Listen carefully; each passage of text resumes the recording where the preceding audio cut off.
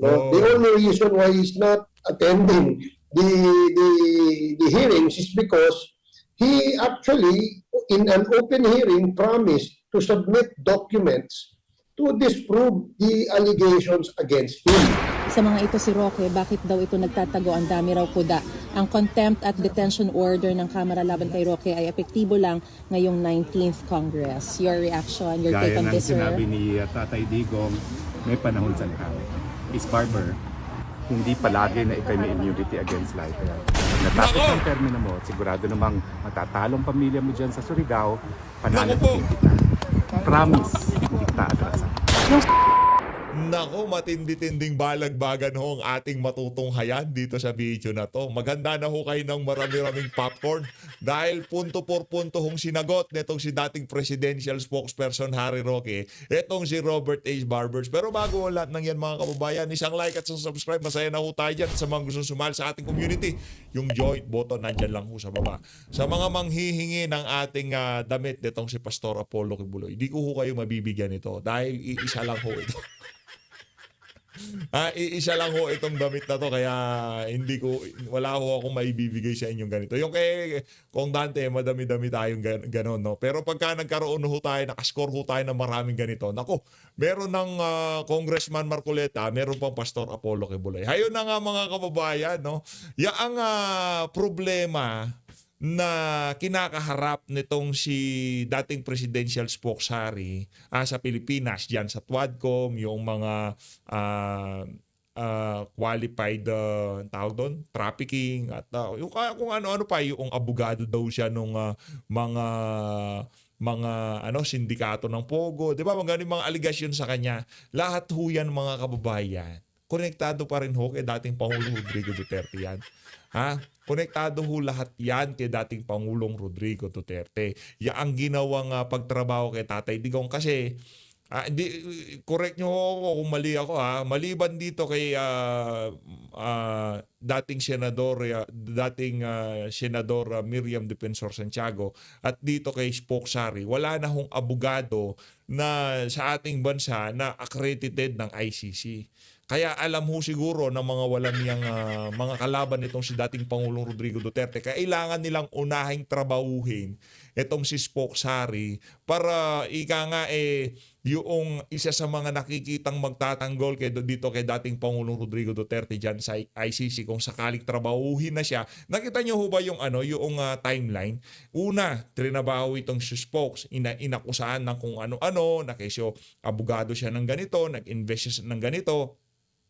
Gayong yung mga dokumentong ilinatag niya diyan sa TWADCOM talagang nagpapakita na wala siyang connection. Pero sa bagay sa mga ensaymada talyanista mga sarado na utak niyan. Di naman ho nila iniintindi yung rason, ika nga, basta kung ano lang ang instruction sa kanila ng kanilang mga amo, yun lang ho kanilang papaniwalaan. Yan ho kasi mga kababayan, si Spokesari, kilala naman ho yan bilang kumbaga mahusay na abogado.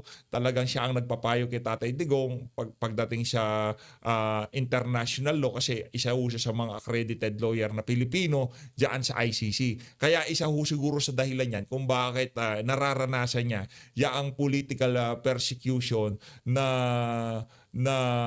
ipinaparanas sa kanya ng administrasyon itong si Marcos Jr. Ito na ho, rekta na ho tayo dito kay Alvin and Tourism. Pakinggan ho natin ang sagot. Alin ba unahin natin? Kaya muna? Kay Robert H. Barbers para talagang manamnam natin yung sagot ni Spokesari dito sa mga patotsada nitong si Robert H. Barbers. So para sa mga taga Surigao del Norte, mga nanonood sa atin diyan, balitaan niyo naman ho ako kung anong nangyayari ngayon diyan sa politika. Sino ho bang diyan, kumbaga malakas ika nga yung papalit dito kay Robert H. Barbers. Si Bernadette Barbers ho ba malakas ho siya diyan?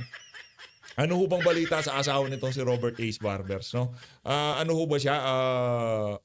Winner ho ba siya o loser siya para sa mga taga Surigao del Norte? Ito, kay Robert H. Barbers na ho muna tayo. Gay.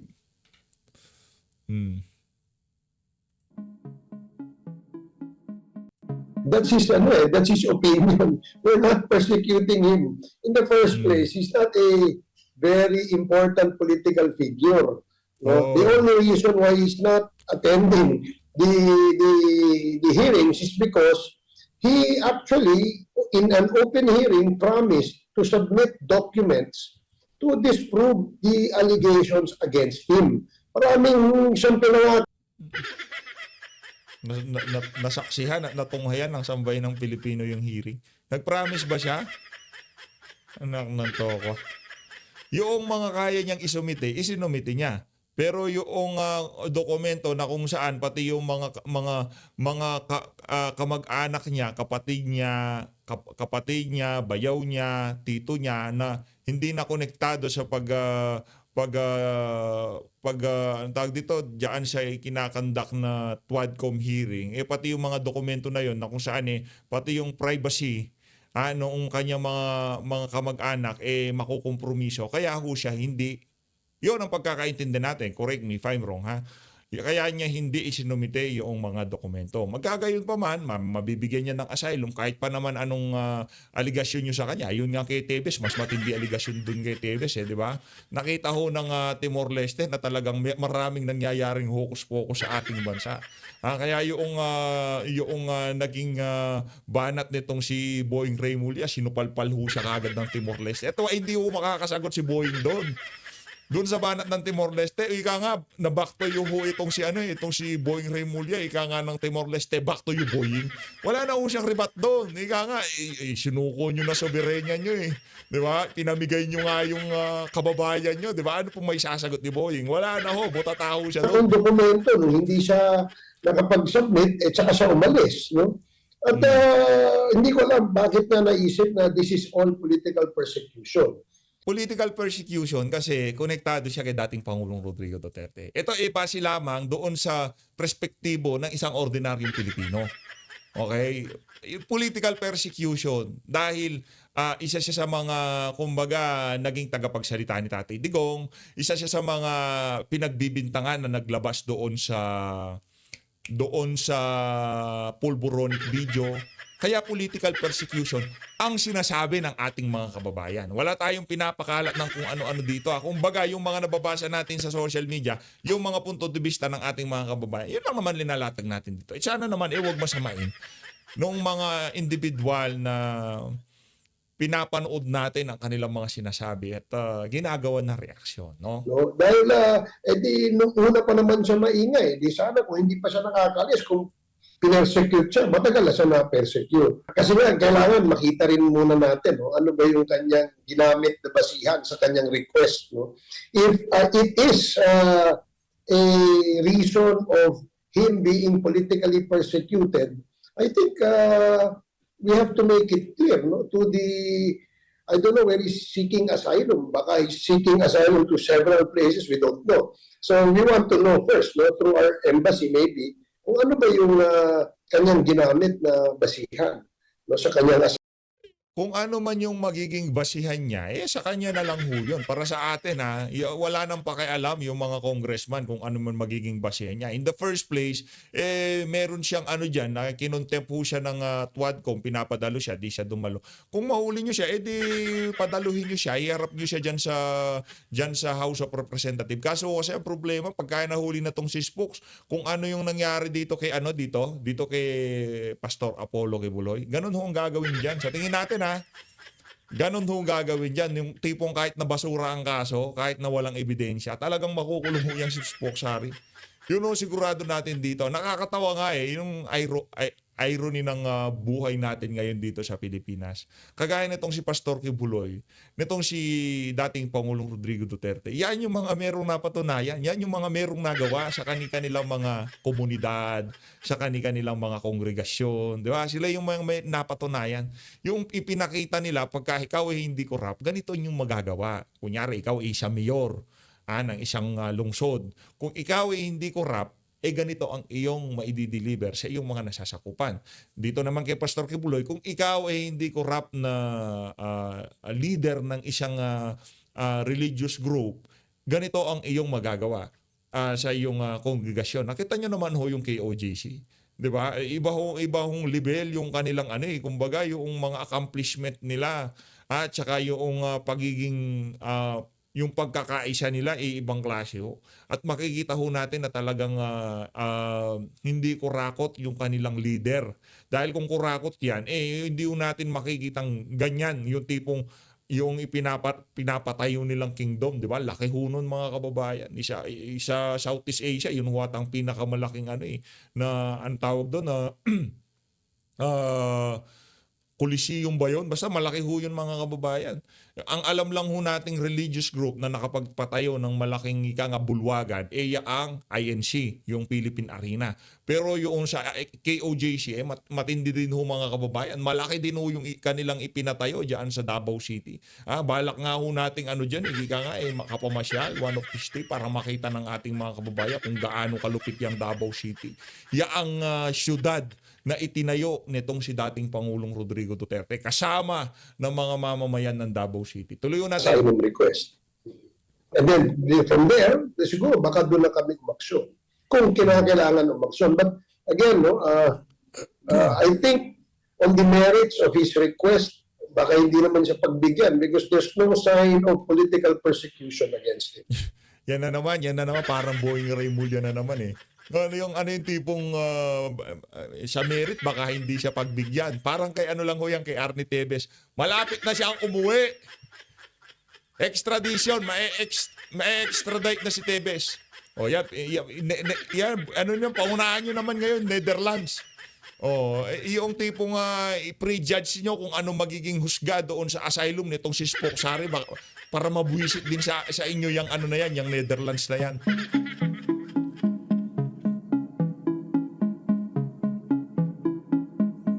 Ako, personally, gusto ko yan, no? I-define ano ba ibig sabihin ng political dynasty, ano ba ang limitasyon surrounding the interest of a certain, say, clan or family. Wala political dynasty. Wala ho tayong dyan, political. Kahit na kahit na magkaroon tayo ng political dynasty, walang political dynasty, pag kung sino man maupo dito sa bulok sistema na to, lalamunin at lalamunin lamang siya.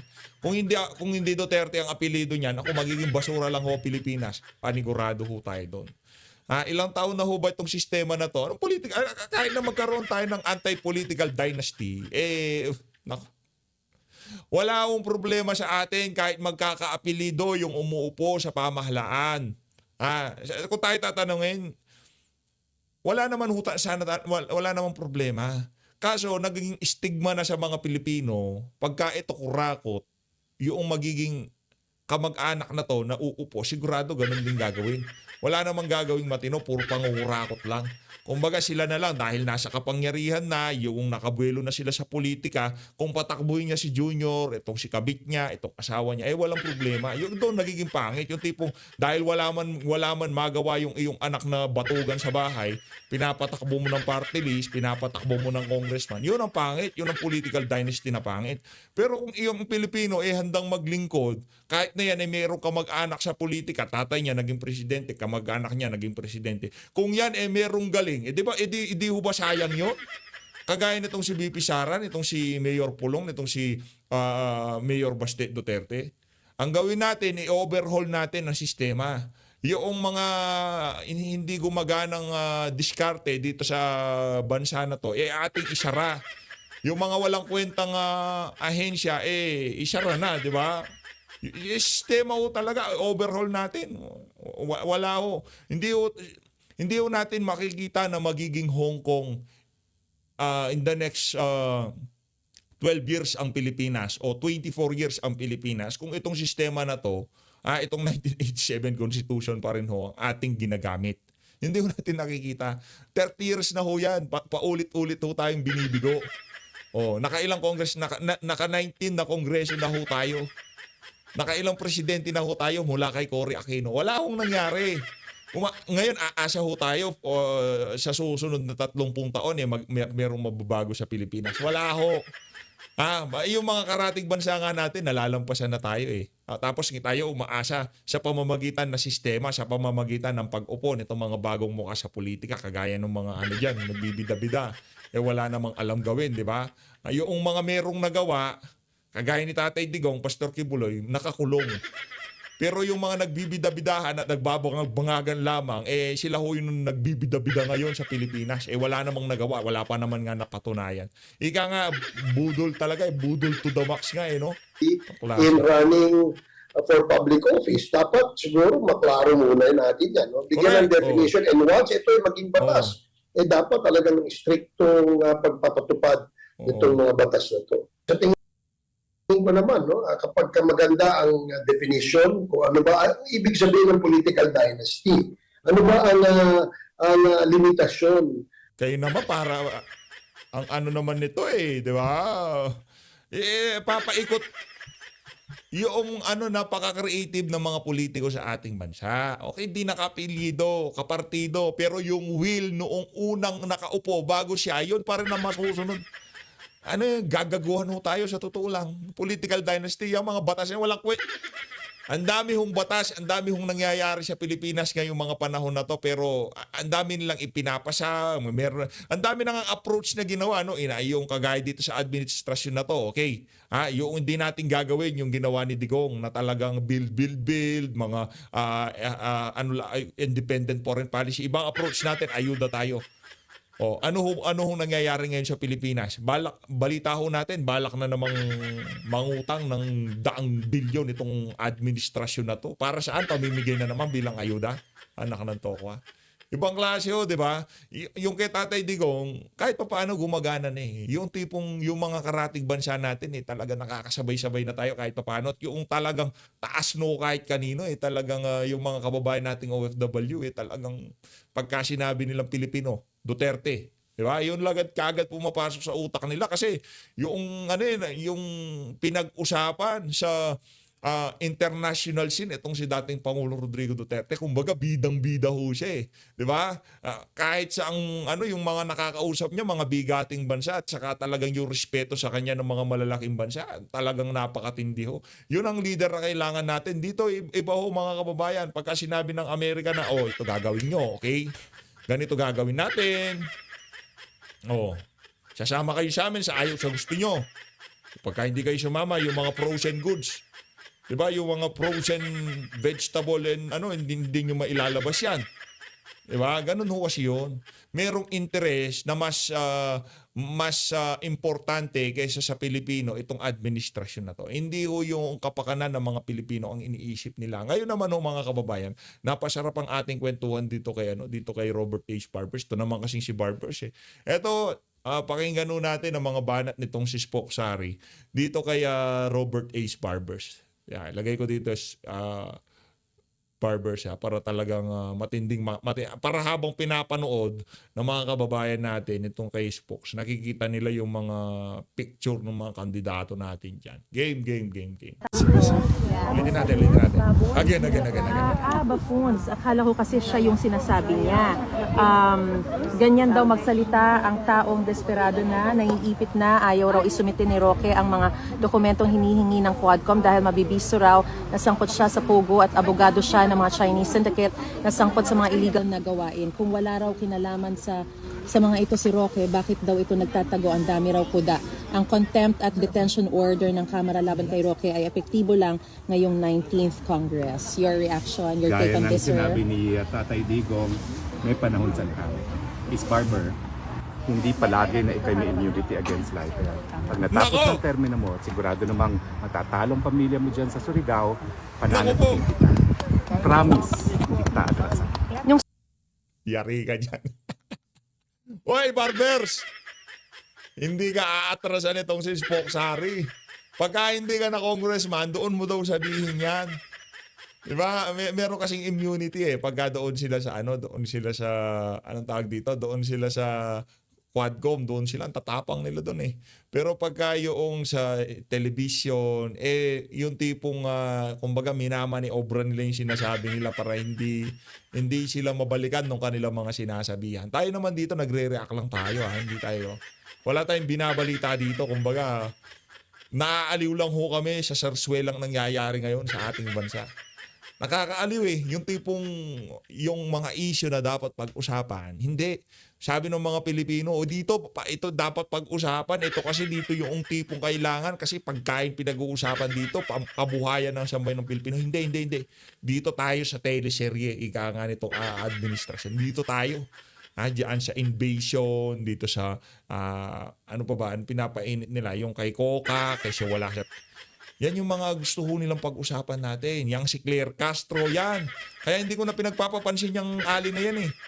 Kasi pagka siya pinapansin, pagka siya pinupuna, talaga hong ginagawa siyang ika nga. Oy, ako birahin nyo, wag nyo pansinin yung mga issue ng BBM admin. Ako ang gawin yung pulutan sa araw-araw. Ganon hong gustong mangyari ng administrasyon na to. Kaya wag ho kayong magpaisa. Nabudol na nga noong 2022, papabudol pa rin. Kung anong sinasabi nitong si Marcos Jr., yon ang kabaliktaran. Kung merong issue at meron silang bunubuksan panibagong issue, wag ho kayong aalis doon. Wag ho tayong aalis doon. Focus tayo doon sa kulang-kulang na BICAM. Yung pera ng PhilHealth na kinuha ng BBM admin. 'Di ba? Yung walang habas na pamimigay ng ayuda, nakala mo sa kanila galing na itong mga congressman at itong mga konektado dito sa gobyerno ni Marcos Jr. Yung presyo ng bigas na kung saan tinapyasan ang taripa, para sana mapababa. Ngayon ilang buwan na nangyayari ang pagtapyas sa taripa, di pa rin gumagana. Bakit hindi pa natin ibalik? 'Di ba? Kawawa naman yung magiging makukuhang taripa, yung makukuhang income ng pamahalaan na ipang susustain naman natin sa pangangailangan ng ating mga magsasaka, 'di ba? Ngayon wala na tayong pang-sustain para sa mga magsasaka, nabawasan na yung mga benepisyong dapat makuha nila dahil tinapyasan yung taripa. Mataas pa rin ang presyo ng bigas. Labo. Sinabi niya na baboy. Baboy. Well, hindi lang niya naintindihan ang buffoon kasi kulang yung appreciation niya sa vocabulary. Thank you so much. Ouch! Ang sakit nun! Buffoon! Ano buffoon? So ngayon po, meron pa rin po ba kayong request to still visit? Yes, I still have a pending request which has to be endorsed by Nicholas Hoffman. Ano po ang magiging basis para makavisit po kayo? Well, hindi kasi ako makavisit as a potential counsel na walang consent ni Nicholas Hoffman. So is there still a chance that you will be part of the legal team? I do not know. Only the President can answer that question. Dahil ako naninindigan, tanging si dating Presidente Duterte lamang makakapili ng kanyang mga abogado. Wala na iba. Okay. Attorney Roque, wala na po ba kayo doon sa Ter-Apple? Umalis na kayo doon? Well, wala po ako ngayon sa Ter-Apple. Ito pala definition ng buffoon. They are simply incompetent buffoons who have no idea what they are doing. Ayun pala buffoon. Buffoon. So itong si Robert H. Barbers, isa siyang buffoon. Ganon. Spokesary, yun ba ibig niya sabihin? Nako, lalong magagalit sa inyo yan. Inaantay ko na lang yung pangalawang interview. At matagal naman yung proseso ng matagal na interview. Sabi nga nila, minimum 6 weeks wait ang interview ng second. Pero ang importante, yung paghahain ng asylum at hindi naman yung approval. Dahil approval will only give me permanent residence and citizenship. So doon sa unang interview nyo, ano yung mga tinanong sa inyo? Confidential po ang proceedings, so I cannot tell you. But I can tell you I submitted documents as high as this to prove political position. How high? I submitted documents as high as this. So hindi mo na roommate yung Afghani na sinasabi mo? Wala na, linipat na siya actually. Linipat siya, and I miss him. Wala na akong roommate nung linipat siya, hindi na ako nagkaroon ng roommate. So sinasabi niyo ngayon na talagang babalik na lang kayo on your second interview? Kasi yung second interview naman is, well, marami kong pinangakuan doon na tutulungan ha. So, I will honor my word naman. Kasi nakakabag na ang dami-dami doon na hindi alam ang gagawin sa kanilang first interview. No? So, nangako naman ako that I will assist them. Ibig niyo po sabihin yung mga asylum seekers doon na tutulungan ninyo? Marami akong tinutulungan ngayon na asylum seekers kasi they have no idea what to expect sa interview. At yung first interview naman is preliminary interview lang to indicate kung bakit ano yung dahilan mo na ikaw kumukuha ng asylum. I'm sorry, who are you? Joe Felpo from the Filipino Correspondent Network. I see. Oo. So yun, doon po sa tinutulungan yon, alam ba to ng IND na you are going to help them as a counsel, as a lawyer? No. I'm just helping them because I'm a human rights defender, no? So I'm always just explaining what their rights are as asylum seekers. Dahil karamihan naman dun hindi talaga nakakaintindi ng salita ng either English or na mabuti sa English na nag-Google Translate pa kami. Is this like a prelude to what a possible job here Well, in The Hague or let's in the just say Netherlands? that people of my background na matagal nang gumagalaw sa larangan ng international law and human rights, palaging merong pangangailangan ng iba't ibang klaseng tao. Yes, that could be a possible employment that I could find here, no? Attorney, doon sa rules kasi, normally, na habang pending yung iyong application for asylum, dapat nandoon ka sa COA facilities. Ano yung sinabi sa'yo ng IND with regards to the rules na you are allowed to go out or live outside the facilities? Well, hindi po. Allowed po kaming gumalaw while during the facility hanggang first interview. After the first interview, you indicate kung kinakailangan mo ng housing o hindi. And I have indicated naman na hindi ko kailangan ng housing. And they have asked for the name of the family that I will stay with. I've given them all these details. So yung pagka hinanap ka, doon ka hanapin sa family in case that you All the communication is abscond. addressed to that family. At saka, hindi po kami pwede mag-abscond because we have surrendered all our travel documents. Including your passport. Including my passport, including my driver's license. So hanggang Zealand ka na lang nila makakapunta dito sa Well, Netherlands. I don't think it's prohibited. Kaya lang, pag tinawag ka at hindi ka dumating, mawawala yung slot mo for the second interview and that's the most important interview. How many interviews will there be? Okay. After that, pwede nang mabigyan Then they or decide. they decide. And then, After how depending long, on the sir? decision, you have judicial review. How long will that take? Matagal. They're saying minimum 6 weeks ang second interview. Okay. Pero sa more like longer than 6 weeks. Kung halimbawa ma-facilitate ng mabilis yan, attorney, at sabi, okay, hindi na pwede mag-stay nito, ano naman yung plan B, plan C option for you? I'll get there when I get there. Okay? Thank you, sir. Thank you so much. Kasalanan ko ba yun? Habol lang. Sir, just a question ng tungkol sa ay mag-open. Ayan. Kung sakaling ma-hear yung argument ng jurisdictional argument ni Attorney Kaufman, ibig sabihin ba nun, hindi na matutuloy yung confirmation of charges? Of course. Dahil kung wala ng jurisdiction, wala ng basihan para ipagpatuloy ang pagdinig ng kaso niya. So, it's a make or break pala kung sakaling ma-hear ka agad yun? Yes, and I have no doubts it will be granted kasi nagkaroon na ng initial decision ng ICC sa Burundi case. Na sa Burundi, pinapatuloy ang preliminary investigation kasi nasimulan siya within the 1-year period after withdrawal. No? Dito sa atin, second year na bago humingi ng permiso para sa preliminary investigation. Okay. Sige Thank po. you, sir. Thank you. Thank you. Pero, attorney, you are nakikipag-usap ka ba kay Mr. Kaufman regarding the strategies? Tinatanong ko ba niya? Right now, hindi. Nung initial, yes. Pero umalis siya, tapos kahapon lang siya bumalik from Israel.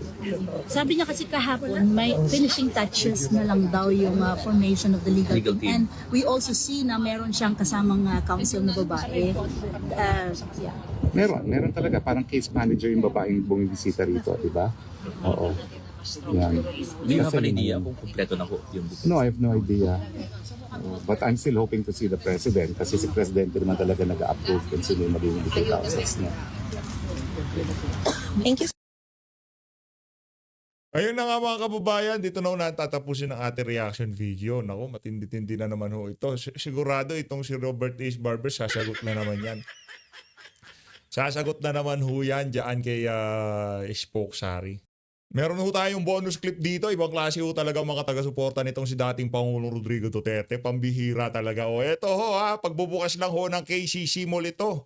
KCC Mall sa Cotabato, talagang dinumog at ang sinisigaw ng mga pumunta dyan, Duterte. Nako, ito yung mga video na ayaw makita ng administrasyon nitong si Marcos Jr. Kasi pagka nakikita ho nila ito, nangungunsumi ho sila eh. Tinatanong ho nila yung mga sarili nila, saan ako nagkamali? Di ba? Puro ayuda na nga pinamimigay nila, di ba? Maya't maya may ayuda. Ang tanong, ito ang napakalaking katanungan dyan. Bakit ito pa rin ang sinisigaw ng mga